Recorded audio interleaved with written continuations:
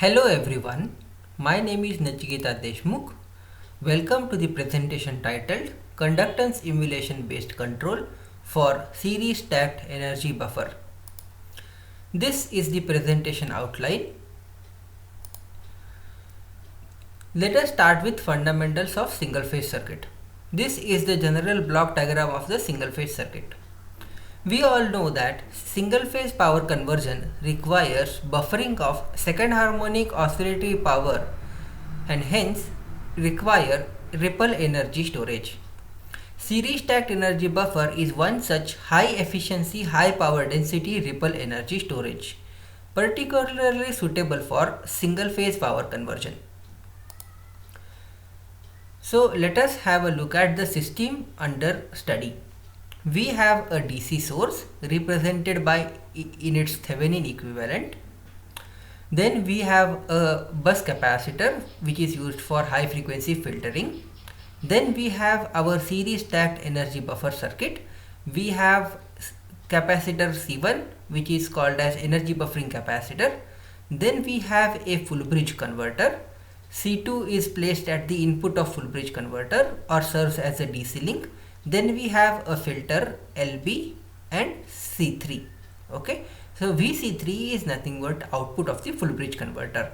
Okay, then we have a grid feeding inverter. Okay, and then we have utility grid. The inverter and utility grid are connected through a filter inductor LG. So what are the existing control techniques for the SSEV circuit?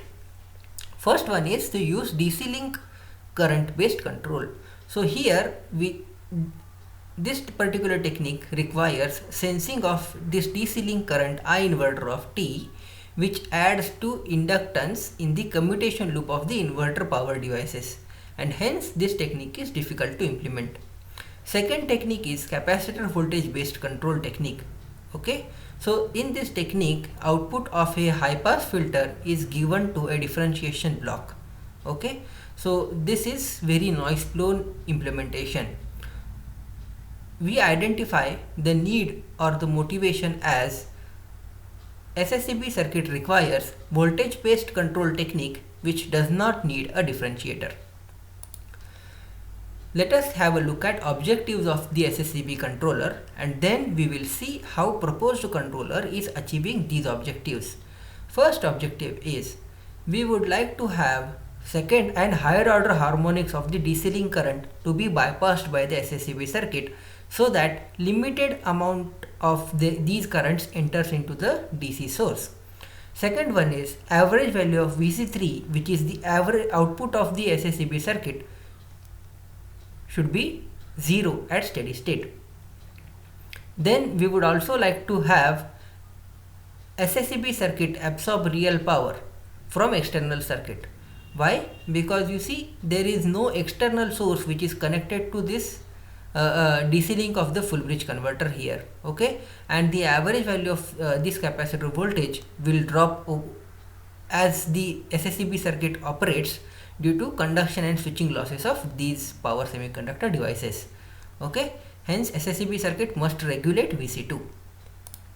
Now this is the proposed control technique. This is the circuit under study and this is the proposed control technique.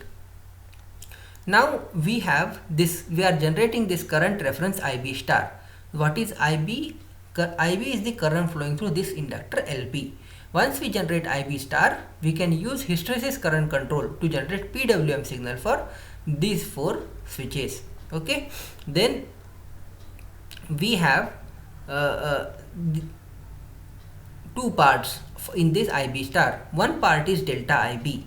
So we sense VC3, pass it through a low pass filter to calculate its average value, and then using this PI controller we force that average value to be 0. Okay, so the second part of the IB star is generated by a product of GEM. GEM is the value of emulated conductance, and delta V bus is the ripple in the DC link voltage. Okay, so how we are calculating ripple in the DC link voltage? We are sensing the DC link voltage V bus and passing it through a high pass filter to extract the ripple components. Then the value of GEM is used to regulate the average value of VC2. How? We sense VC2, pass it through a low pass filter, compare it with the reference, and then the error is processed by a PI controller to dictate the value of GEM. Okay. So let us see how we are calculating this reference for VC2. So this DC link current I inverter of T is idealized as IS minus IS cos 2 omega T. We know that the second harmonic components of the DC link current must be bypassed by the SSCB circuit. By neglecting the current passing through this filter capacitor, we know that IB is equal to the second harmonic component of DC link current. Okay, so IB is equal to IS cos 2 omega T, and same IB passes through the series blocking capacitor C1. Okay, hence we find out the voltage across series blocking capacitor by this equation, where capital VC1 is the average value of this capacitor voltage. We know that to maintain a ripple free DC link voltage, the output of full bridge converter must cancel out the ripple in this capacitor voltage. Okay, hence we know that VC3 of T is equal to ripple component of VC1 with opposite sign. Okay, so we have the expression for VC3 of T. Now this is the output of full bridge converter. Hence the input of full bridge converter must be higher than the peak of output, and including some safety factor alpha, which gives us this equation, which we can use for online calculation of VC2 reference. Impedance characteristics of the SSCB circuit are a way to understand the effect of SSCB circuit on the external system. It is also a way to understand the effect of parameter selection of SSCB circuit. So we take a small signal perturbation of current through SSCB circuit. IB perturbed is equal to GEM into HP of S into V bus. So small signal impedance of SSCB circuit is given by this formula. Okay, so here we see HPF is there, we see GEM is there. So HPF is a design parameter. Okay, so GEM value is calculated using this formula, and the derivation for this formula is mentioned in the paper. Okay,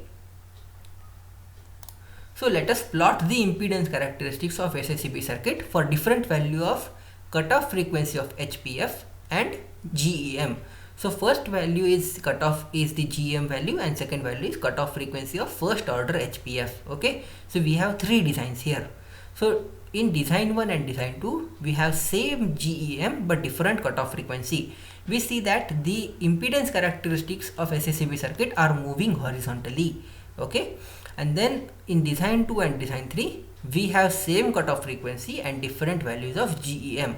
So as the value of GEM reduces, the impedance of the SSCB circuit to the particular frequency component is increasing, which is expected to increase the DC link voltage ripple. Okay, so these are the simulation results for the steady state. The simulation, the parameters considered for the simulation are shown in the paper. This is the load transient results. So summarizing this work, this paper proposes a conductance simulation based control strategy for SSCB circuit. Most importantly, it is a voltage based control strategy which does not require a differentiator. So in this way, the SSCB circuit emulates a conductance across the DC link of the inverter, and using this value of conductance, by changing the value of this conductance, SSCB circuit absorbs real power from the external circuit and regulates the voltage VC2. Okay. Also, this proposed technique is capable of maintaining steady state peak to peak ripple in the DC link voltage of 2.5%. Also, the load transient results show that the technique is capable of handling step change in inverter power of 40% of rated value. Okay.